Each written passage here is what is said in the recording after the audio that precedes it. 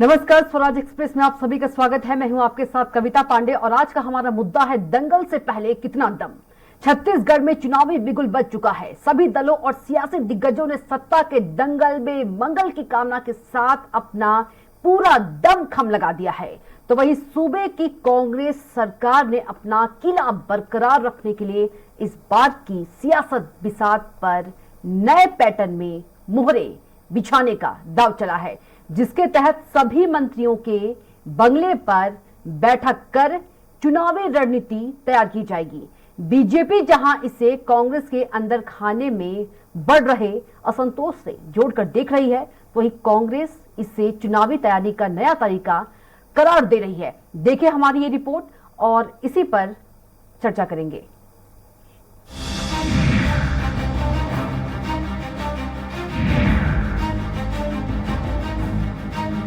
जी हां, 2023 के चुनावी दंगल में सत्ता का सिकंदर बनने के लिए कांग्रेस ने अपनी कमर कस ली है। पार्टी में बूथ स्तर से लेकर संभाग स्तर तक चिंतन मंथन का दौर जारी है। चुनावी रणनीति को लेकर रायशुमारी की जा रही है। इसी सिलसिले में बुधवार को कृषि मंत्री रविंद्र चौबे के बंगले पर पार्टी की बड़ी और अहम बैठक हुई, जिसमें मुख्यमंत्री भूपेश बघेल से लेकर प्रदेश प्रभारी और सभी मंत्री शामिल हुए। वहीं सियासी गलियारों में लगाए जा रहे तमाम कयासों के बीच बैठक से बाहर निकले स्वास्थ्य मंत्री टीएस सिंहदेव ने जानकारी देते हुए कहा कि बैठक में चुनावी तैयारियों और रणनीतियों को लेकर चर्चा और समीक्षा हुई। अगली बैठक 22 जून को होगी, लेकिन किस मंत्री के बंगले पर होगी अभी ये तय नहीं हुआ है। समय समय पर अब निकट भविष्य में चुनाव को देखते हुए ये बैठकें लगातार चलती रहेंगी, कभी किसी के यहाँ, कभी किसी के यहाँ, कभी किसी के यहाँ। और चुनाव की स्ट्रैटेजीज हैं, तो इसको मैं साझा नहीं कर सकता क्योंकि पार्टी के अंदर की बात है, लेकिन चुनाव की स्ट्रैटेजीज को लेके हमारे प्लसेस क्या हैं, माइनसेस क्या हैं, इन पे कंसंट्रेट करना, लोगों तक पहुंचना, विभिन्न पहलू हैं, विभिन्न समूह हैं, सारे समूहों तक पहुंचना, पार्टी के कैडर हैं, पार्टी के प्रतिनिधि हैं, पार्टी के जनप्रतिनिधि हैं, इनको सीधी तौर पे जवाबदारी, चिन्हांकित जवाबदारियां देना, इस बाबत ये बैठक है और ये चलेंगी, लगातार चलती रहेंगी। वहीं पीसीसी चीफ मोहन मरकाम ने कहा कि बैठक में तय किया गया है कि सभी सत्ता संगठन के दिग्गज नेता अब बूथ लेवल तक जाकर भी काम करेंगे। चलो अभियान के माध्यम से सभी हमारे वरिष्ठ नेता, लगभग 10,000 हमारे नेता सभी बूथों में जाएंगे, बूथों का समीक्षा करेंगे और आने वाले दिनों के लिए बृहद रोड मैप के साथ हम लोग जनता के बीच में जाएंगे और 2023 में हम कैसे चुनाव लड़े उसकी तैयारियों को लेकर आज महत्वपूर्ण बैठक आयोजित की गई। उधर विपक्षी दल बीजेपी ने मंत्री रविंद्र चौबे की यहां हुई बैठक को लेकर तंज कसा। उन्होंने कहा कि कांग्रेस के अंदर खाने में ही भारी असंतोष है, ऐसे में वो मंत्रियों के यहां जाकर चुनावी रणनीति पर क्या चर्चा करेंगे। ऐसे में प्रदेश की जनता कांग्रेस के राष्ट्रीय नेतृत्व से जानना चाहती है कि आखिर कांग्रेस का राष्ट्रीय नेतृत्व 2.5 साल वाली बात को कब स्पष्ट करेगा। देखिए, ऐसा है, मंत्रियों के यहाँ जाकर चुनाव की रणनीति पर क्या चर्चा करेंगे। मुझे लगता है कि कांग्रेस में जो है भारी असंतोष मुखर होने की सूचनाएं मिल रही है। टीएस सिंहदेव साहब का भी कल जो बयान आया था संभागीय सम्मेलन में सरगुजा में, वह भी इस बात को प्रदर्शित करता है। कांग्रेस हाईकमान के लोगों से हम पूछना चाहते हैं, प्रभारी जी यहां उपस्थित हैं राजधानी में, क्या यह सच है कि जिस समय सरकार का गठन हुआ 2018 के चुनाव के बाद, तो 2.5 साल का कोई फार्मूला था क्या? कोई एग्रीमेंट हुआ है क्या स्टाम्प में? किन किन गवाहों के सामने एग्रीमेंट हुआ था? क्या कांग्रेस का राष्ट्रीय नेतृत्व इस बात को बताएगा छत्तीसगढ़ की जनता को?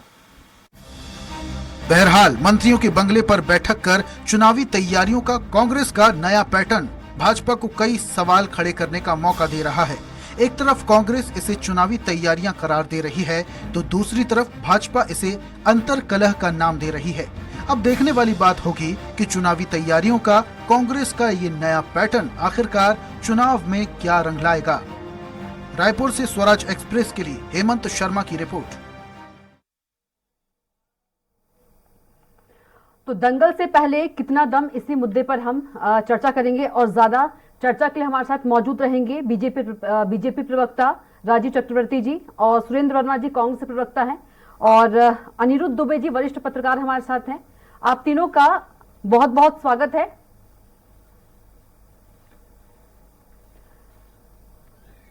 सबसे पहले सवाल कर लेते हैं सुरेंद्र वर्मा जी से।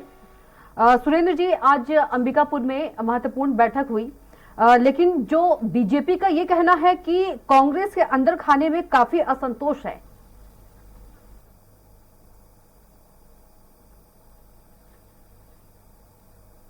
सरकार लगातार जो है चुनाव मोड पे है, काम कर रही है, कार्यकर्ताओं के मुलाकात भी हो रहे हैं, उनके शिविर भी लग रहे हैं, मेरी बूथ मेरी जिम्मेदारी कार्यक्रम जो है प्रत्येक ब्लॉक लेवल पर कार्यकर्ताओं का चल रहा है। जिस प्रकार से भेंट मुलाकात लगभग 90 विधानसभा है हमारे यहाँ छत्तीसगढ़ में कविता जी 87 विधानसभा में हो चुका है। आगामी एक आध हफ्ते में वो भी संपन्न हो जाएंगे। भरोसे का सम्मेलन जगदलपुर में हुआ, जिसमें हमारी राष्ट्रीय महासचिव प्रियंका जी भी उपस्थित थी, हमारे कार्यकर्ता थे, आम जनता ने भाग लिया। पाटन के साकरा में दूसरा भरोसे का सम्मेलन हुआ। उसके साथ साथ संभागीय सम्मेलन जो कल आखिरी था अंबिकापुर में, बाकी 4 संभागों में पहले ही हो चुका है। संकल्प शिविर विधानसभा वार आयोजित किए जा रहे हैं और उसके बाद जो है मंत्री के निवास में, मंत्री क्योंकि कविता जी अलग अलग मंत्री अलग अलग जिलों के प्रभार में हैं, तो जिलावार जो है योजनाओं के संदर्भ में, आने वाले चुनाव के संदर्भ में ये चर्चा स्वाभाविक है। और जिस प्रकार से मुद्दाविहीन भाजपाई जो है, ये सर्वविदित है कि भाजपा के प्रदेश अध्यक्ष अरुण साव जी हैं, वो पहली बार सांसद बने हैं और सबसे निष्क्रिय सांसद है। बिलासपुर में जो मूल मुद्दा है, बिलासपुर रेलवे जोन 22,000 करोड़ से ज्यादा की राशि खाली माल भाड़े से देश की सरकार, मोदी सरकार कमाती है, लेकिन यही के नागरिकों को सबसे ज्यादा सजा किस बात की मिल रही है वो बताना चाहिए उनको। सैकड़ों ट्रेनें हर महीना रद्द की जा रही है, आने जाने का गाड़ी के टाइम टेबल का ठिकाना नहीं है, और जिस एयरपोर्ट के लिए, बिलासपुर के लिए प्रदेश सरकार ने 60 करोड़ से ज्यादा की राशि खर्च की, वहां हवाई सेवा बंद है। आपकी पार्टी पर तंज कस रही है, ये इनकी आदत है कविता जी। कविता 2.5 साल का मुद्दा उठा रही है, हाईकमान से सवाल कर रही है कि बताएं। 2.5 साल का तो ये बड़ा स्पष्ट हो गया है। 4.5 साल हो गए कविता जी। 2.5 साल का फार्मूला तो भाजपा में था, धर्मलाल कौशिक को 2.5 साल में बदल दिया नेता प्रतिपक्ष से। और उपेक्षा की ये बात करते हैं, जो उपेक्षा 2004 में ताराचंद साहू जैसे कद्दावर ओबीसी नेता की भाजपा में हुई, जिसके चलते उनको भाजपा छोड़ना पड़ा, आज चंद्रशेखर साहू की वही स्थिति है भाजपा में।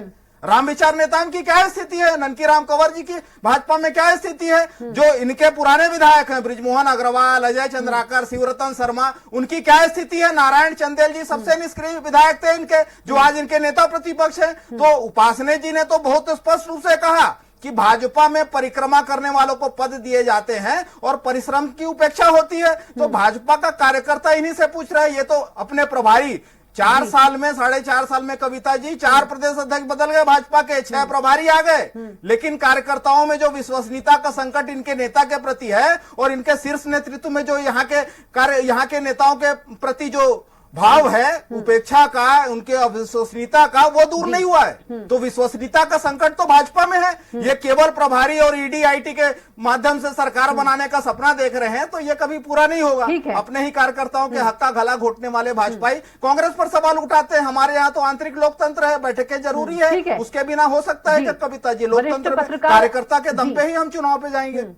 वरिष्ठ पत्रकार अनिरुद्ध दुबे जी जुड़े हैं। अनिरुद्ध जी, आपसे सवाल है, छत्तीसगढ़ में चुनावी बिगुल बज चुका है और सभी दल जो है तैयारी कर रहे हैं। अंबिकापुर की बात करें, अंबिकापुर में भी महत्वपूर्ण बैठक हुई, लेकिन जो बीजेपी है वो तंज कस रही है, किस तरह से देखते हैं?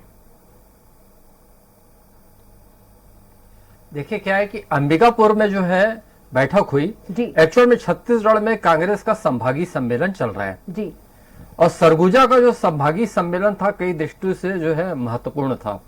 वो इसलिए भी महत्वपूर्ण था कि जो 2018 का जो विधानसभा चुनाव हुआ है जी, तो उसमें सरगुजा ही एक ऐसा डिवीजन था, सरगुजा ही एक ऐसा संभाग था जिसमें पूरी जो 14 की 14 विधानसभा सीटें हैं सभी में कांग्रेस जीतकर आई जी। और दूसरी बात यह है कि वो सरगुजा एक ऐसी जगह है, अंबिकापुर जो है आप जिसकी बात कर रहे हैं वो ऐसी जगह है कि जिसका जो है नेतृत्व टीएस सिंहदेव जी करते हैं, जी। जो छत्तीसगढ़ सरकार के वरिष्ठ मंत्री हैं, तो उस मान से भी उसका महत्व बढ़ जाता है।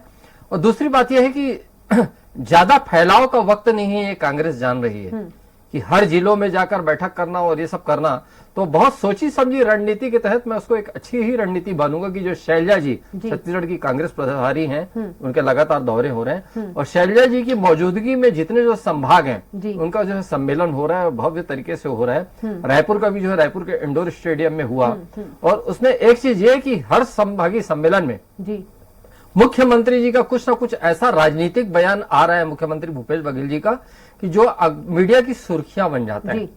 अभी हाल ही में एक संभागीय सम्मेलन में उन्होंने बहुत बड़ी बात कही कि जैसे पूर्व मुख्यमंत्री अजीत जोगी जी जब कांग्रेस से बाहर हुए तो कांग्रेस की सरकार बनी, यदि अगर कहीं वो लगातार रहते तो सरकार बन पाना बड़ा मुश्किल था। तो निश्चित रूप से इस पे बहुत बड़ा एक चर्चा का विषय बना ये उनका कहना। तो उनकी एक राजनीतिक सूझबूझ है कि जहां भी संभागीय सम्मेलन हो रहा है तो कुछ न कुछ जो है अपनी बात रखते जा रहे हैं। और देखिए सम्मेलन और अपनी बैठकें भारतीय जनता पार्टी में भी हो रही है, उनकी भी चुनावी तैयारियों में कहीं कोई कमी नहीं हो रही है, यह माना जाना चाहिए। लेकिन एक चीज है, मतलब ऐसे कुछ एजेंडे, ऐसे कोई तथ्य, ऐसी कोई बातें जो भारतीय जनता पार्टी में से निकल कर आए, जो सुर्खियों में बने, ऐसा बहुत कम हो पा रहा है। हालांकि जो है उनके जो है वरिष्ठ विधायक और जो पूर्व मंत्री रह चुके हैं अजय चंद्राकर जी, उनके ट्वीट आते हैं जो अपने आप में रोचक होते हैं। और कुछ जो पूर्व मंत्री और अपना वर्तमान वरिष्ठ विधायक बृजमोहन अग्रवाल जी, भारतीय जनता पार्टी के जो वरिष्ठ विधायक हैं, उनके भी कुछ बयान आते हैं जो कहीं उल्लेखनीय होते हैं। लेकिन यह कि इतने बड़े नेताओं की पार्टी जिसमें बहुत सारे कद्दावर नेता हैं, तो ऐसी चर्चाएं कम हो पा रही है भारतीय जनता पार्टी के भीतर की उसकी व्यापक चर्चा हो सके। तो एन चुनाव का जैसा समय है, कुछ महीने बचे, तो इस बात पे भारतीय जनता पार्टी को फोकस करना चाहिए, केंद्रित करना चाहिए ध्यान। जी बिल्कुल। यदि अनिरुद्ध दुबे जी बात करें जुगलबंदी की, तो टीएस बाबा और सीएम भूपेश बघेल के बीच जुगलबंदी देखने को भी मिली। जी ये सवाल में से जी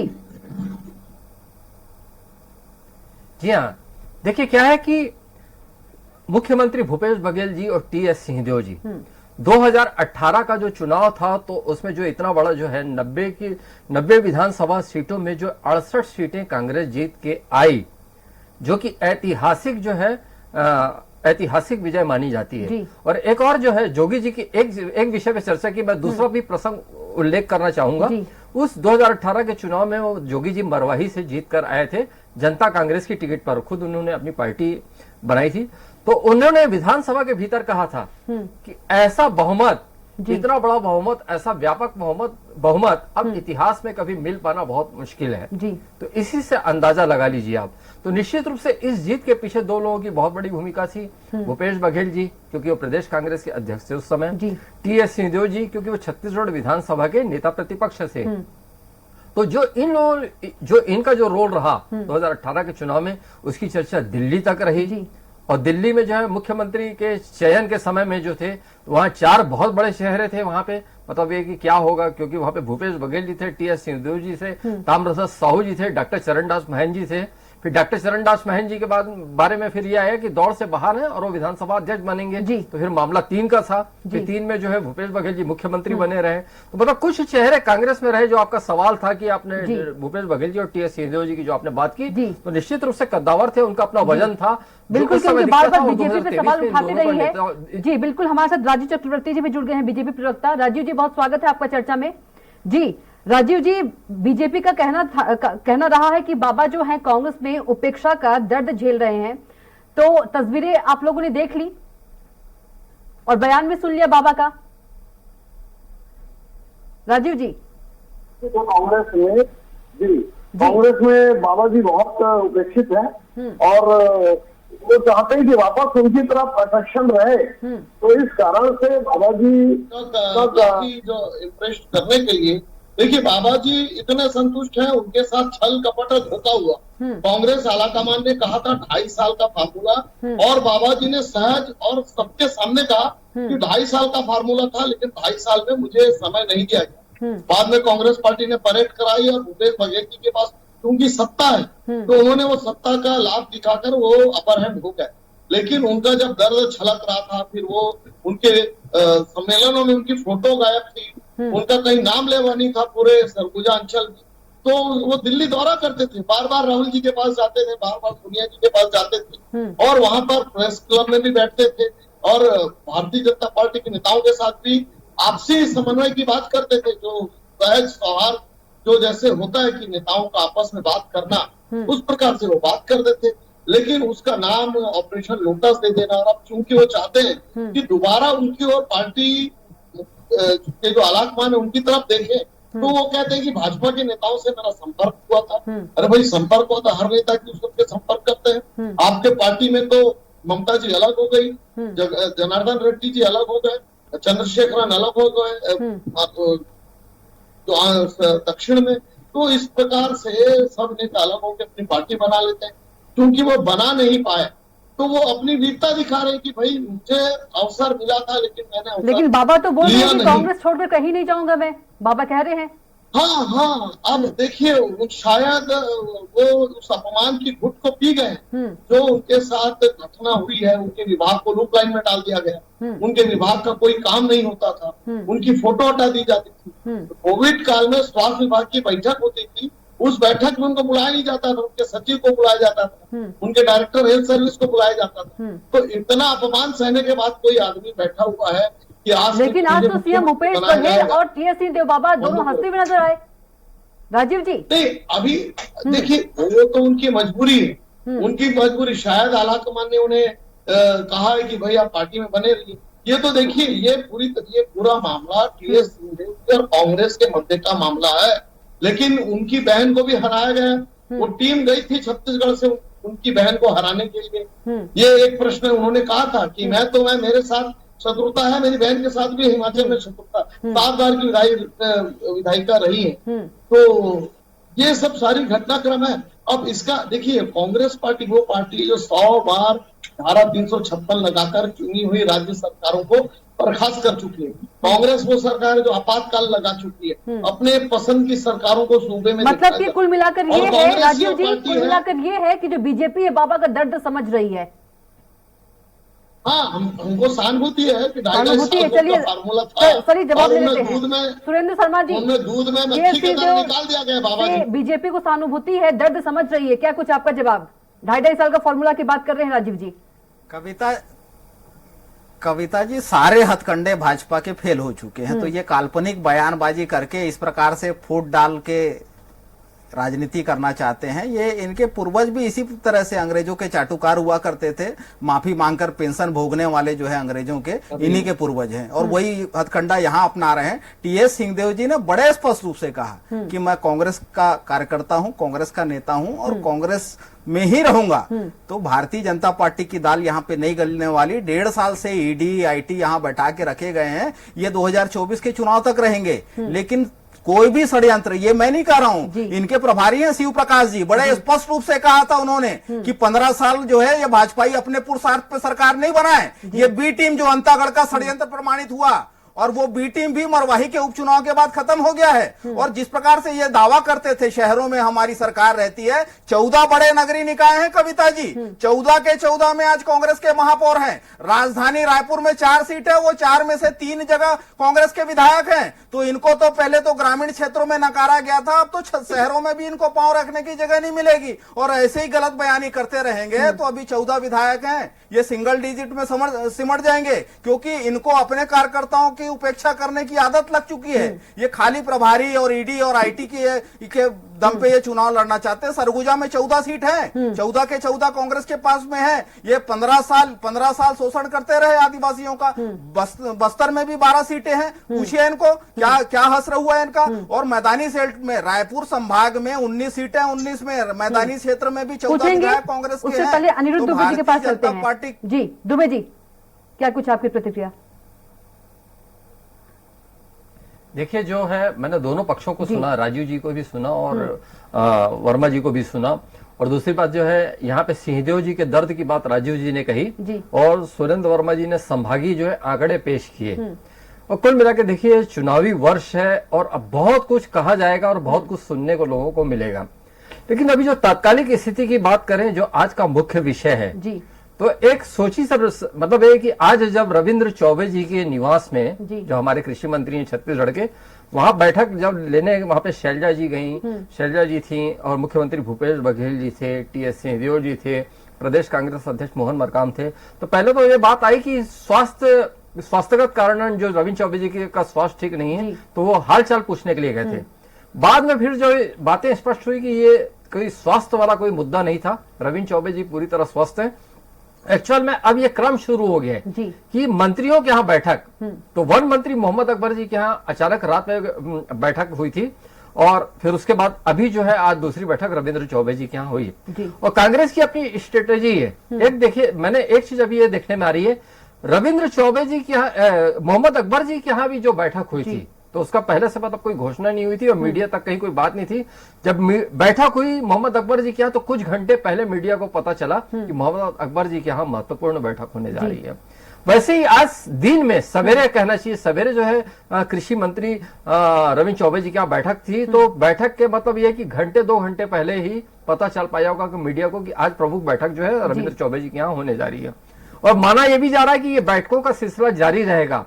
अन्य जो 12 मंत्री हैं तो 2 हुए, तो बाकी और भी हैं, ये सिलसिला चलते रहेगा।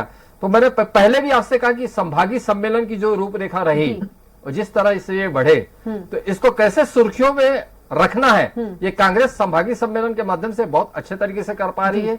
पब्लिक के बीच मैसेज करना, एक राजनीतिक व्याख्या कर रहा हूं मैं जी, मतलब ये कि कोई उपलब्धियों को नहीं गिना रहा, तो एक राजनीतिक जो स्ट्रेटेजी होती है उसमें तो कांग्रेस सफल नजर आ रही है। और एक जो मंत्रियों के यहाँ बैठक और मतलब ये अचानक जो है मैसेज आना, ये भी अपने आप में एक अच्छी पहल कही जा सकती है राजनीतिक दृष्टि से। बिल्कुल। राजीव जी, आपसे सवाल है, वैसे तो कांग्रेस ने 75+ का नारा दिया है और सुरेंद्र वर्मा जी कह रहे हैं कि सिंगल डिजिट में निपट जाएंगे। कांग्रेस पार्टी तो चाहती है कि पूरे देश में गांधी परिवार का एक अधिकार हो जाए, खत्म हो जाए, केवल कांग्रेस पार्टी और गांधी परिवार का कब्जा है। और ये जो मुंगेरी लाल के हसीन सपने के जो, तो बीजेपी भी नारा देती है कांग्रेस मुक्त भारत का। नहीं, वो अलग बात है। कांग्रेस ने देश का शोषण किया है, देश का बंटवारे में सहमति रही है और देश को जात बिरादरी धर्म में बांट दिया है, वो अलग बात है। हम इसीलिए कहते हैं कि कांग्रेस मुक्त हो, लेकिन लोकतंत्र जिंदा रहे और जिंदाबाद रहेगा। लेकिन देखिए, वो कितने भी कर ले, कसीदे कर ले, लेकिन कांग्रेस पार्टी का अगर आप स्टेटस देखेंगे, पिछले अगर पूरे देश भर में भी देखेंगे और केवल अभी छत्तीसगढ़ में देखेंगे, 4.5 साल में कांग्रेस ने व्यापक रूप से जनता का शोषण किया है, जनता के साथ धोखाधड़ी की है। जो उनके 36 बिंदु थे, 1 नंबर शराब माफी की जो बातें थी, उसमें उन्होंने शराब का गढ़ बना दिया। अपराध और माफियाओं का यहाँ संयुक्त सरकार चल रही है, सरकार और अपराधी मिलकर सरकार चला रहे हैं। यहाँ पर जिस प्रकार से रेडी टू ईट का घोटाला, स्वास्थ्य का घोटाला, कोई ऐसा विभाग नहीं जहाँ घोटाला, सरकार पूरी तरह से असफल हो गई है। अब मंत्रियों के जहाँ बैठकर यहाँ सड़कें बनती है, दूसरा विभाग सड़कें खोद देती है, वन में वन का विनाश हो रहा है। गृह विभाग का ऐसा हालत है कि सट्टे और चोरी और डकैती व्यापक रूप से और थानों के सामने हो रहे हैं, तो कोई समन्वय नहीं है। अब ये जनता को दिखाने के लिए भोज कर रहे हैं कि क्या कर रहे हैं, ये इनका मामला है, लेकिन जनता समझ चुकी है और जनता ने तो कसम खा ली कि इनको नेस्तनाबूद कर देंगे। अब वो 75 वाले 90 में 90 का कहानी गढ़ ले, सपने गढ़ ले, लेकिन भारतीय जनता पार्टी की सरकार बन रही है। क्योंकि 2003 में भी जोगी जी, सुरेंद्र वर्मा 2003 में भी जोगी जी बोलते थे, मैं तो एक के लायक भी नहीं छोड़ूंगा। कविता जी, यही अहंकार इनको हिमाचल में भी था और यही अहंकार कर्नाटक में था। मंत्रियों को भाजपाइयों को अपने पास याद आ रहे हैं। काली इस कमीशन खोरी की बात कर रहे हैं, छत्तीसगढ़ की जनता ने भोगा है।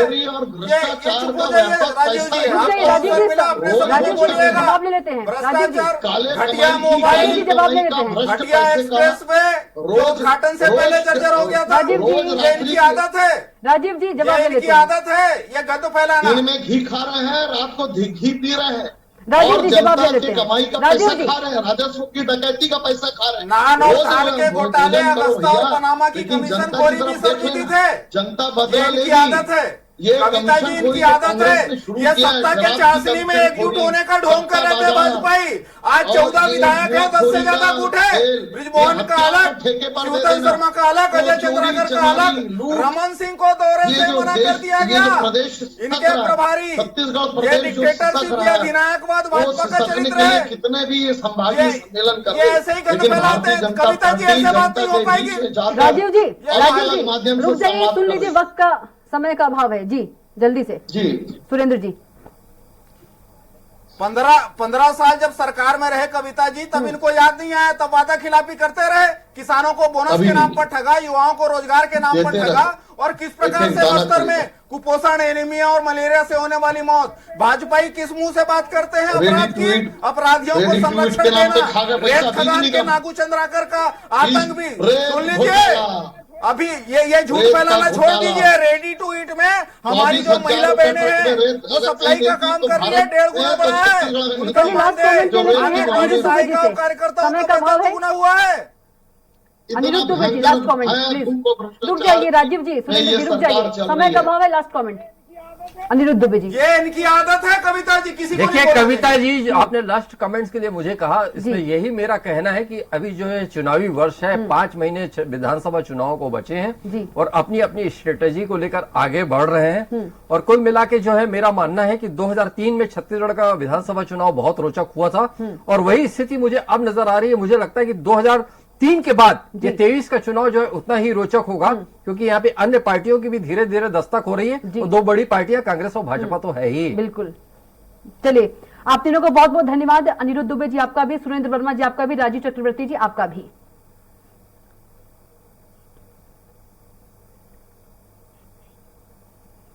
तो आज का हमारा मुद्दा था दंगल से पहले कितना दम। फिलहाल के लिए इतना ही। आप देखते रहिए स्वराज एक्सप्रेस। नमस्कार।